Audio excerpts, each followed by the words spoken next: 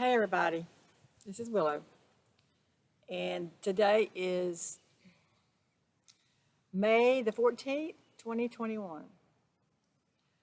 And I wanted to get on here for a minute because I wanted to talk a little bit about Morgellons and the frequencies. Plus, I also wanted to get under my favorite tree. This is the first time this year that I've been able to use it because it's bloomed. I mean, the leaves are all back on it. It's beautiful. So I want to get outside in nature. I know a lot of people are having trouble with their lungs. And there are some people who are being diagnosed with a lung disease. I know my first cousin got a diagnosis with some type of lung disease where the x-ray showed that she had a white fungus in the lungs, and the doctor says that it is in the shape of a honeycomb. Now, this is not the first that I've heard of this. I've heard of other people having a honeycomb-shaped fungus in the lungs, and the doctors are diagnosing it as COPD, chronic lung, or bronchitis, or chronic lung disorders, emphysema. They're diagnosing it with all kind of different lung disorders, in which I'm sure that they most likely do have all of these disorders.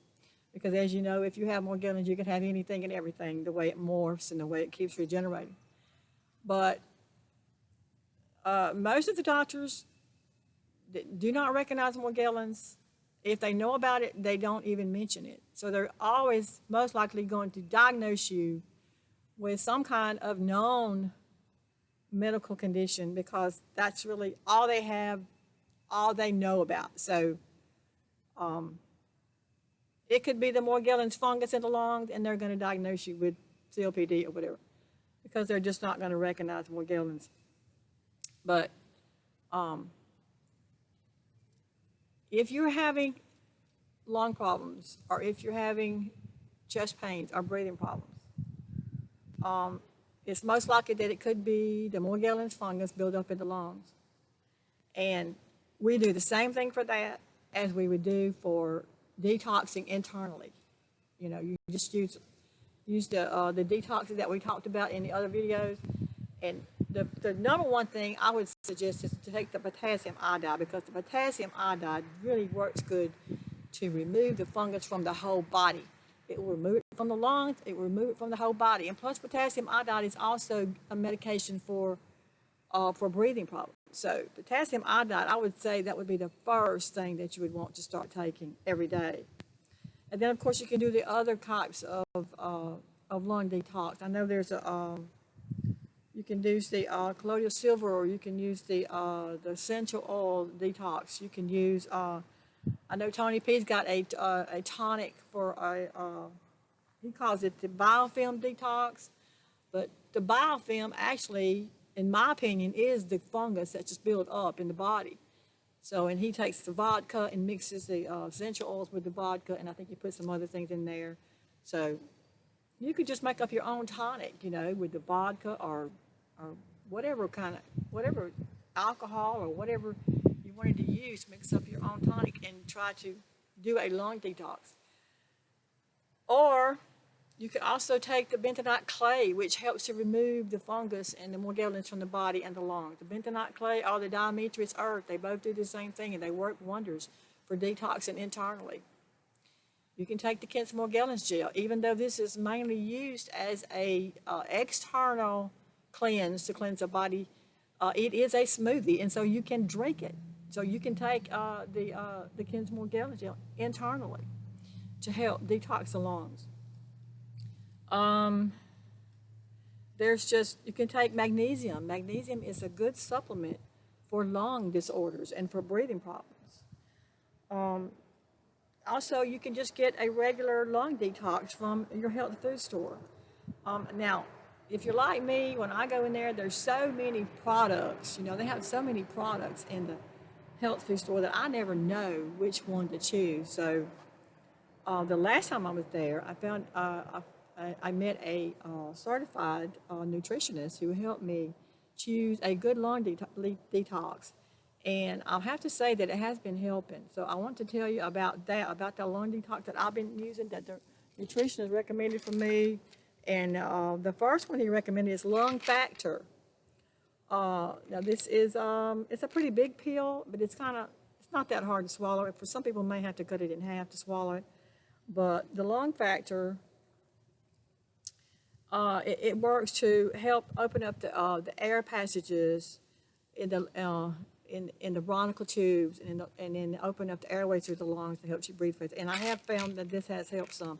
Now, I've only been taking it for like a week and a half, so the test on this is still out. Okay, so it's called Lung Factor.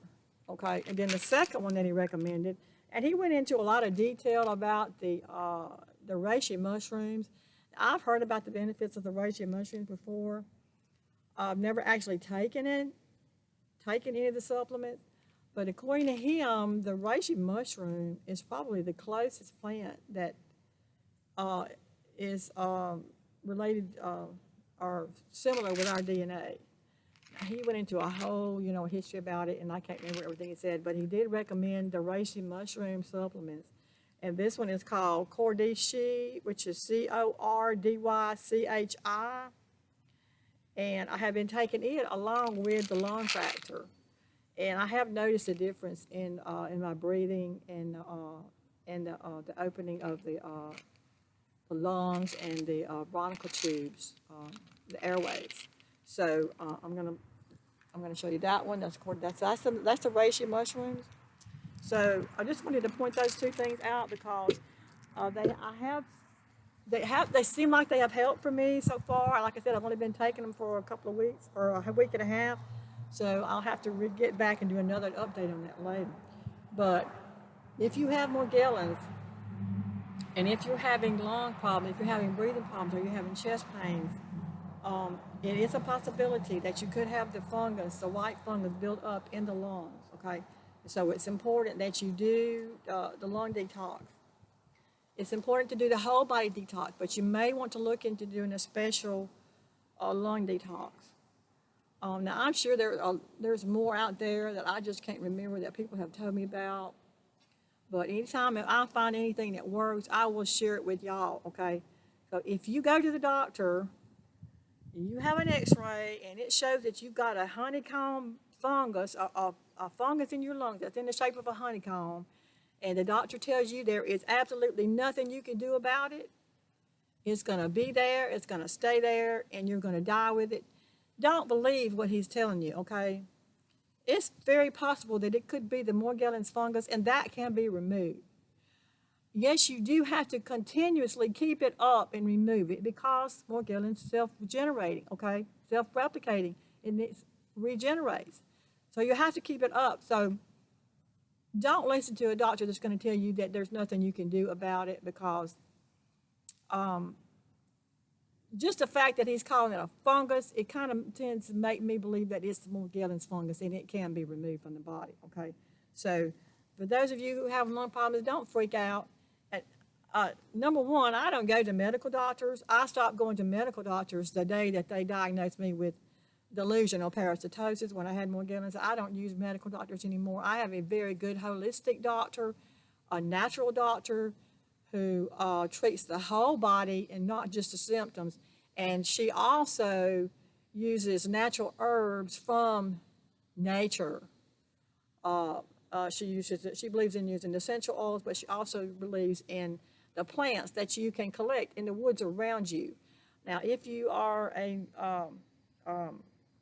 herbalist and you know which plants to choose, or you know which plants to gather when you go into the woods, there is a plant that will do the same thing that every one of your pharmaceutical drugs will do. You just have to know which ones to pick. You can't just go out there and just start picking plants, and taking them internally.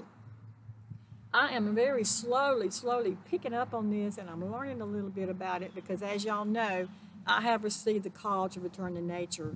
And part of returning to nature is learning about your environment and learning about the plants, the healing plants and the healing herbs that are around you that are in the woods and are free. Okay? There is God-given healing plants, okay, that we've always had around us, but we've always just relied on our medical doctors and the medical community and the pharmaceutical drugs for everything, and which is something that we really need to get away from if we can, okay? Because if we're going to return to nature like nature is asking us to do, we have to learn or we have to seek new ways of healing our bodies, you know. Now, you can heal your body through energy work, but you can also use the benefit of natural herbs that you can get right out of the wood. So these herbs that I just showed you are natural herbs. They came from my holistic doctor. They came from the health food store, which is all natural products. So it all comes from the plants in the forest or in the woods. So, and a lot of it is it comes from the some of the Native American medicinal traditions that they use, you know, and are medicines that they create from the natural herbs and the plants in the forest surrounding them. So I truly believe that this a part of returning to nature is getting back to our roots and getting back to the healing medicine that God has provided for us. So, but another thing I wanted to say about the lungs and the breathing problems is this. Number one, if you have Morgellons, yes, it's a possibility you could have the fungus build up in the lungs. But there's also two other ways that could be affecting your lungs. Now, if you just have Morgellons and you're not being targeted, or you're not being targeted with any other kind of weapons, okay? Morgellons is a form of targeting. But if you're like some targeted individuals who are experiencing other methods of targeting besides Morgellons, then which is not everybody is experiencing this, but there are some targeted individuals, heavily targeted individuals out there, including myself. I'm one of them, that are being hit with directed energy devices, microwave weapons, and these two can cause lung problems. They can cause breathing problems. Okay, number one was the smart meters. I know back when I had my full power on inside my house, which, as y'all know, I have my power pretty much turned off. All I use now is just power in my kitchen.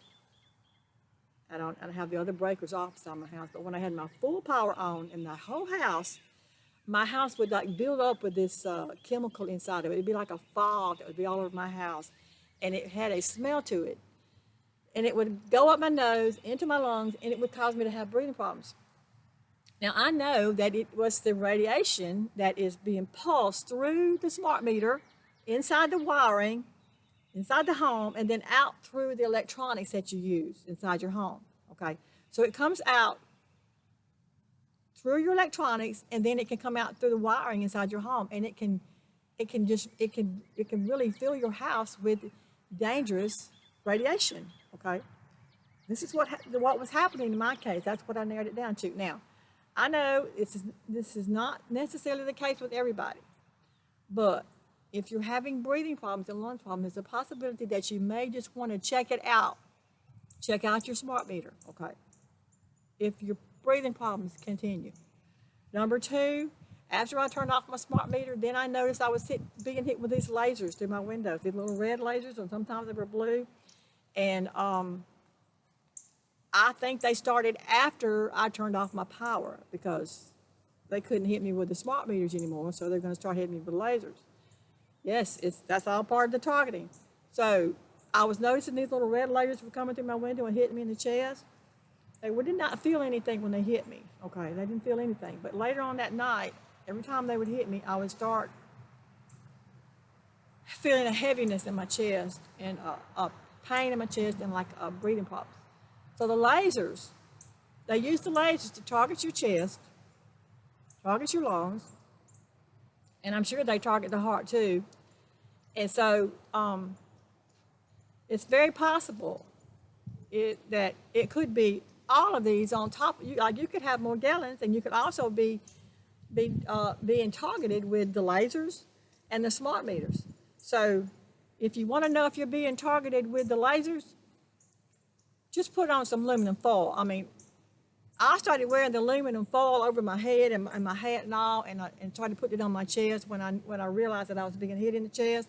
And then after I put the aluminum foil on, it's when I started actually hearing the microwaves hitting me. I could hear them hitting me. Like, you could hear them, like they sound like little pops all over.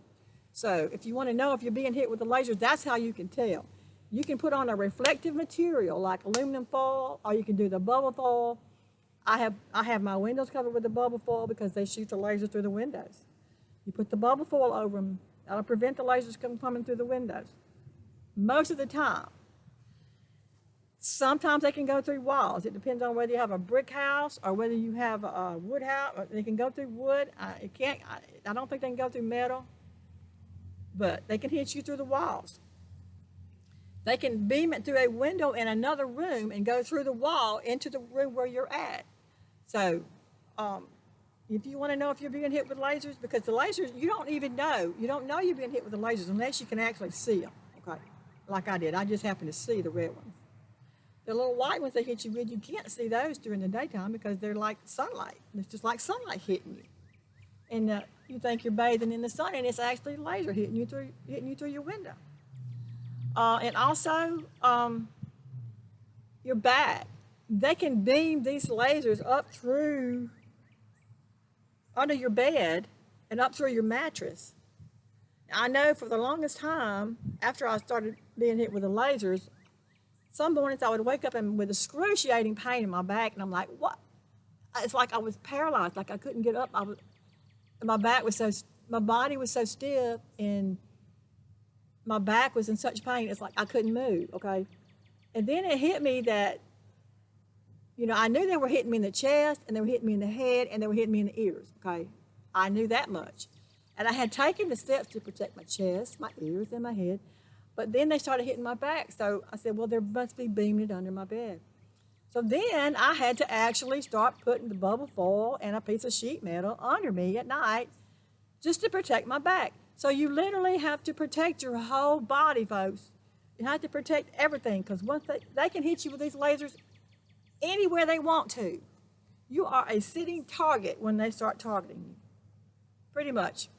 They can burn you, they can take those lasers and they can beam it on your face, and they can burn your whole face, and it'll be like a sunburn, if they hold it on you, if you lay there long and they hold it on you long enough, they can blister your whole face.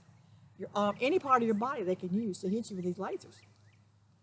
So, I know everybody's not having this, but, I mean, even if you just have Morgellons, it's a possibility that in the future you could be targeted heavier with these other weapons that they're using. That's why I'm putting this out there. So if you start getting like a burns on your body, or you start feeling a tingling sensation, like sometimes I can be sitting in the chair and my arms will start tingling or burning, and I know that they're hitting me with lasers, okay? I have to get up and I have to put on something to protect me. So you have to protect your whole body from the targeting. So I'm looking in now to getting an EMF a suit. It's like a foil suit. It's not actually aluminum foil, but it's more like a NASA material. So I'm looking into getting one of those that I can wear maybe at night. I can't wear it all the time, but maybe I can wear it at nighttime to protect me while I'm sleeping. Because they love to hit you when you're sleeping, when you're just completely out of it and you don't even know what's going on. So, okay, that's a little bit, just to put it out there about what they can do, how they can hit your lungs, and how they can hit your whole body. They can paralyze your whole body with these lasers, okay?